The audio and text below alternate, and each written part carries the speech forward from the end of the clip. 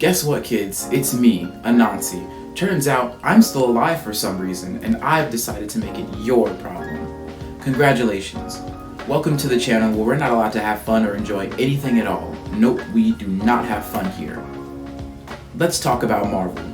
Comic books have been around for a long time. Even before the comic book as we understand it now, small cartoons, stories, and political pamphlets and propaganda utilized basically the same concepts behind comic books on a much smaller scale. In fact, the first comic book as we understand it was a collection of these cartoons that ran in newspapers and magazines that were put together into a single book so the creators could resell them and make a little extra cash. But since then, comics have become a staple of American culture and have spawned unique artistic movements in other nations they happen to land in. Comics are arguably one of the defining staples of American culture. Not just the comics themselves, but the figures within them, behind them, and guiding them now. Comics have heralded social movements, participated in war efforts, and cultivated an artistic environment that has moved beyond the medium of comic books themselves and still survives to this day.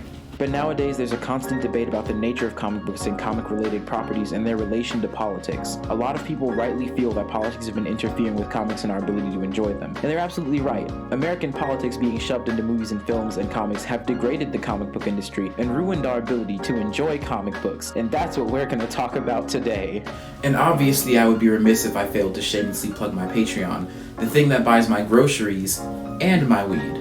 Patreon supporters get benefits like early access to scripts and other writings, reviews, and chances to have a guiding hand on the content that actually shows up on this channel, which is cool, so check that out and help to support this project.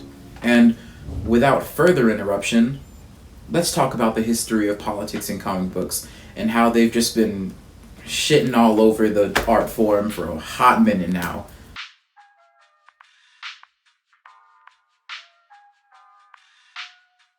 Let's clear up a misconception. Comic books have always been political. The whole politics are ruining comic books thing is kind of just an act. This isn't to say that politics aren't still ruining them, like that's not a real thing.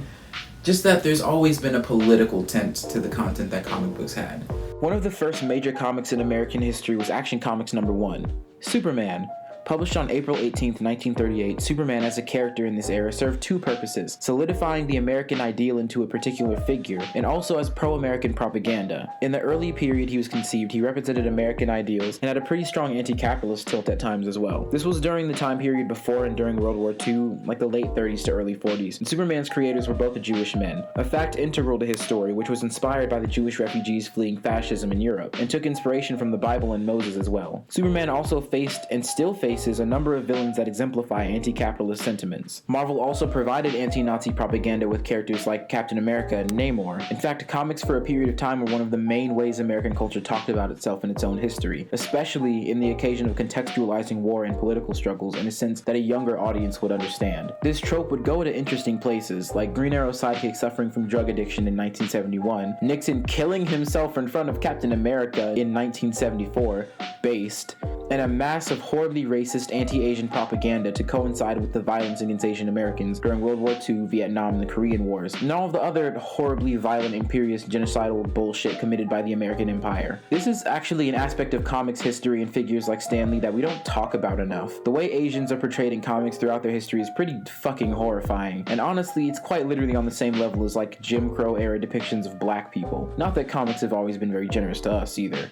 Oh, I'm sorry, did this video take a turn you weren't expecting? That's right, I am a liberal SJW cuck. All joking aside, growing up juxtaposed to the anti-fascist and anti-racist moments in comic history also grew a festering undercurrent of horrible racism and right-wing talking points on social issues such as crime or drugs. Batman, for example, became a great mouthpiece for the tough-on-crime era political discourse. Heroes often battled racist, anti-Asian, and anti-communist caricatures, and comics often, and still do, portray women in ways that are either hypersexual, one-dimensional, or both, because porque los dos, but packaged in a shitty fake woke wrapping because they have to please the liberals. I'll preface this next part with this: the history of comics is not entirely white supremacy and racism. What I've been highlighting here is that those elements have been present in comics alongside the better tendencies, sometimes existing in such duality that the same writers who decried racism, white supremacy, and bigotry would also themselves take place in racist propaganda that we're living in the consequences of today. And I'm especially pointing out that these tropes are a consequence consequence of, and interact with real-world politics. They sway political opinions, inspire political action, hate crimes, and more, and reflect the collective thoughts of a culture actively working through political struggles.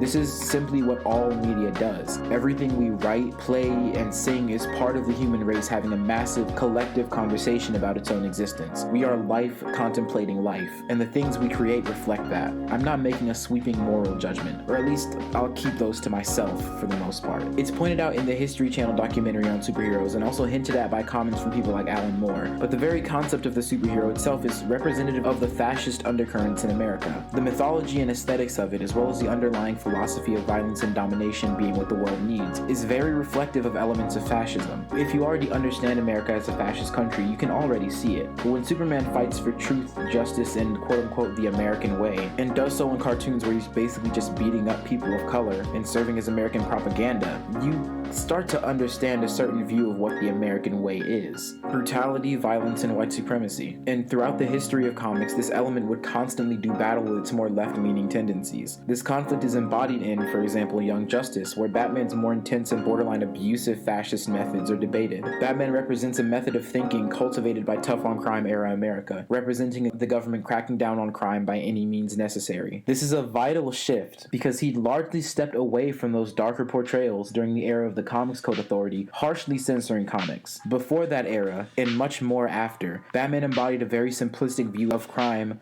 as something that could be solved by the right kind of guy going after the criminals. In the Dark Knight Returns comics, Batman fights villains who are written with speech patterns similar to AAVE. Batman is a cop, beyond cops even, because he understands that they don't go far enough. And in the comics and movies, he constantly does pretty fashy things, and it's excused by the story. In fact, Batman might be a prime example of how fascist tendencies were normalized in American culture. Hell, he even recruits Nazis in the comic books. And Young Justice comes down hard in favor of Batman's tactics, painting them as necessary and inevitable, especially in the third season. This is concerning not just because superheroes are essentially a mythological representation of cops, but there's a long history of them being used to justify atrocities as propaganda and to cloak fascism, and more. Like I said earlier, Batman represents an idea of crime fighting that rose out of an era driven by anti-drug campaigns that were admitted to be racist propaganda by top White House.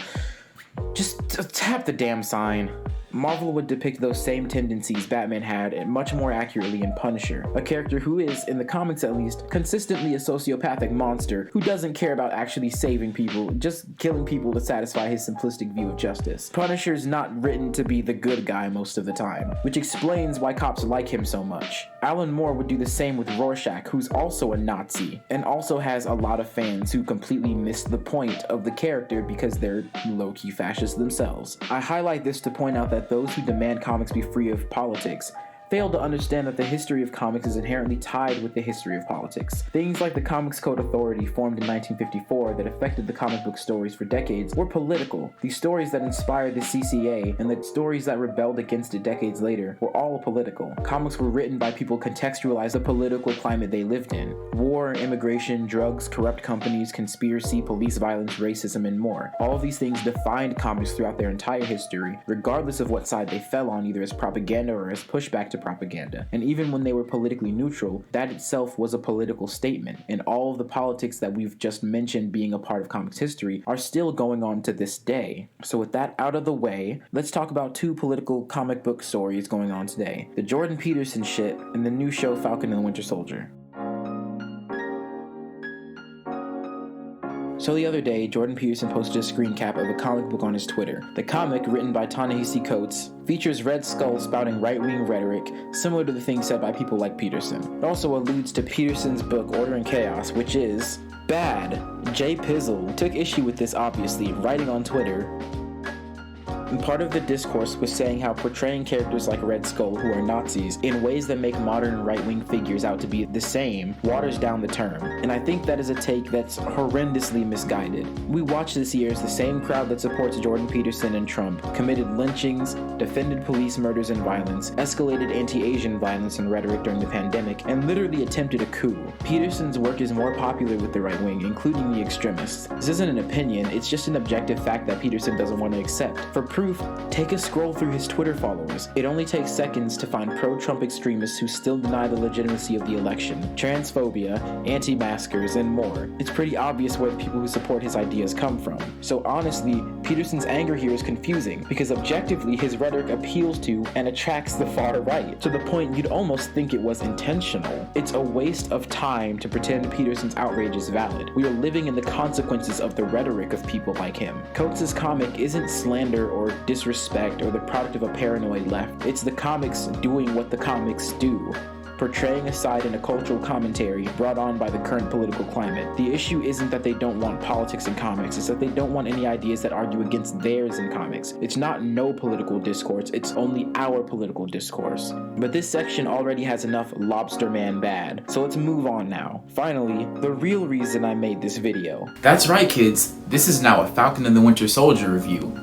I'm gonna complain about it. I really hope you didn't enjoy it.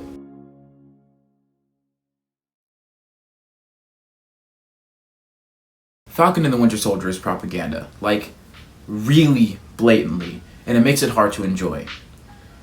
Maybe this is me just having, like, lefty brainworms after the last year of apocalypse and the chip from my vaccine starting to kick in, but I could not enjoy Falcon and the Winter Soldier, and I really did try. I did. But Marvel's been hard for me to enjoy for a while since the last year, because, as many have already pointed out and discussed, it's propaganda. Especially these last two newest shows where the main characters are all basically US military. And the US military has the same function in the global south that the police do here. Killing people who are really just minding their own business. Whatever. It's on purpose. The US military has a direct hand on the content that Marvel creates, kind of similar to how LAPD essentially invented the propaganda genre as a direct way to influence their image in the media. In Falcon and the Winter Soldier, it's especially disturbing because of the conversation the show is trying to have with us. The girl has been radicalized beyond salvation. So you want me to stop because people are getting hurt, right? But Sam, what if I'm making the world a better place? It's not a better place if you're killing people, it's just different. You're either brilliant or just hopelessly optimistic. What the hell does this even mean? The show is essentially having two discussions with us. One is on the morality of violence as a means of protest and resistance, and one is on police and military brutality. And the problem is that because this is propaganda framed as social commentary, it's having those conversations and not having them honestly. The Flag Smashers, the villains of the series, are clearly meant to represent anarchists, and there's something genuinely interesting there. The Thanos snap has culturally kind of become synonymous with the pandemic. In fact, the argument being made about the Flag Smashers translates in part to real life. They relate very heavily to activists fighting to prevent rent relief, fighting evictions, police brutality, and giving mutual aid to their communities during the pandemic. The Flag Smashers represent what happens when the state abandons the people. People build and survive together. But now that the old borders and governments from before Thanos are being forcibly reestablished, the people who spent 5 years building a new life are getting screwed, and people rightly don't want the old world back. Falcon and Bucky represent the returning old world in the struggle to find middle ground between the new one and itself. And John Walker and the other more authoritative characters represent the desire to force the world back into a shape that suited them or suits them, reclaiming old symbols and myths of hegemony, forcing people to recognize those symbols how they used to, and using violence to reestablish old borders and ideas of supremacy. This sounds vaguely familiar. By the end of the show, spoiler alert, the far-right tough-on-crime psycho-maniac Captain America is now a reformed and rehired good guy who might be secretly working for Nazis now, but like, unknowingly, and the anarchist revolutionary is dead, while Falcon, in the most Power Ranger-looking ass suit I've ever seen, gives all the politicians a stern talking to where he tells them that if they'd be nicer, there wouldn't be any terrorists. Okay, a few notes. 1. The show discusses the merits of violence by showing 3 kinds of violence. Violence from organized crime, violence from the revolutionaries, and violence from the state. But the issue here is that it doesn't depict the full extent of these kinds of violence in realistic terms. It's not portraying them honestly. The violence of the state is shown to be quick, clean, logical, and efficient, but it's also fun and cool. Falcon and Bucky and the military they work with, aside from one person, John Walker, are shown to be completely legitimate in their use of force, while Carly's violence is almost always pictured as irrational and spoken of in vague and villainous terms and getting innocent people hurt, and being coercive in a way that's almost abusive. The state that Falcon serves is said to participate in violence against the flag smashers and the people who live outside of the reinstated old world order, but we never see what that violence looks like, and the state is constantly using Falcon as a mouthpiece to argue for itself. The worst of the state's violence is depicted in John Walker and Isaiah Bradley. John Walker depicts it when he kills a flag smasher while being recorded in a scene clearly meant to resemble police killings in a way that was incredibly triggering to watch. Thanks, Disney. And in Isaiah being the victim of government experiments on himself and hundreds of other black people, which the government did to black communities in real life, constantly. This happened a lot to thousands of black people, over and over again, in real life. I cannot stress that enough, that it also is low-key still happening, like how people of color were the ones that the vaccines that we have now were experimented on, but also John Walker is presented as redeemable and honestly is treated like a victim, which is insulting considering he's basically a cop. And it's fundamentally an untrue narrative about police and the military. Brutality is not a result of insanity or trauma or mentally ill people. They are not inherently more dangerous or violent because they're mentally ill. That is a trope that is dangerous to mentally ill people and perpetuates violence against them. Because, as a matter of fact, mentally ill people are actually more often victims of violence, especially at the hands of police. Because cops are violent when they want to be. They know what they're doing. And a lot of the times, the reason they want to be violent is because of racism or ableism or political reasons. They're not damaged, they're choosing to be evil. Fight me. Isaiah Bradley is really frustrating because what happened to him is treated as an injustice of the past and not what it is. A systemic violence that is still happening in real life. A systemic violence in where the apparatus that allowed that systemic violence to take place is still in place now. The police violence, the state violence, the trampling of people that causes them to have to fight in extreme ways to survive the violence of the state.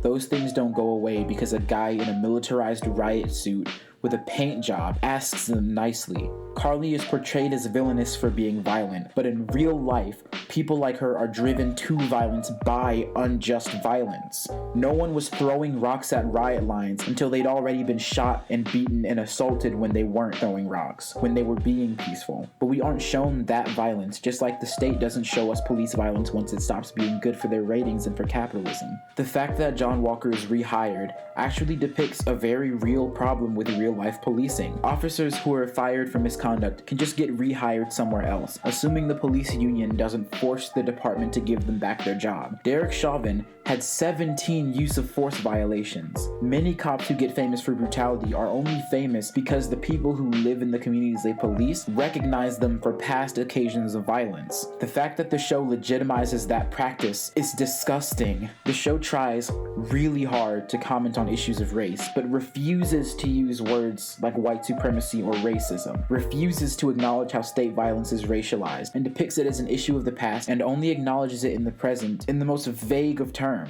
Hell, all of the flag smashers are non-white people, but funnily enough, they're all light-skinned and European? What? And in fact, the only other dark-skinned recurring character besides Falcon and his sister is the black sidekick for the new Captain America, who dies. And this next line feels like an insult. You don't think Lamar's life mattered? Bro, what?